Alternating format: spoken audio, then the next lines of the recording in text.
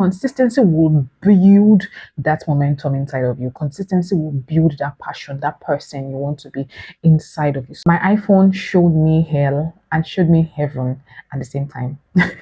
So here's the gist. When I was using an iPhone 2 years ago, I had a very, very good camera setup. I had to, configure my camera in a way that when I'm filming, it looks very professional. Not so professional, but at least to an extent that, oh, when I see them, I'm always like, oh, this video is crisp. Now, I transitioned into an Android phone about 2 years ago after I had to give out that iPhone because it kept going off.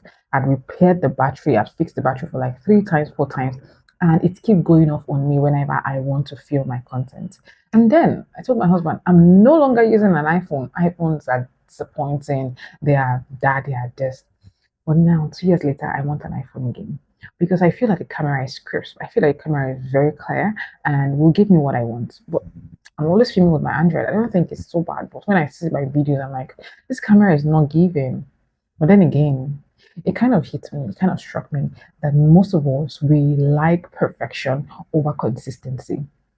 The little things that you do that gives you results, you tend to do away with it because they are not perfect. So why don't you keep piling up those little things, keep piling up those little things, keep using what you have available to you to get to that perfect level and keep building consistently, because the more you keep adding water into a bucket, leave that water for a whole day and you come back the next day and see that the bucket is full. So this was a lesson I got to learn from my iPhone and my Android experience. If I was waiting for the time I would get another iPhone to start filming, I probably wouldn't have gotten to this stage where I am right now.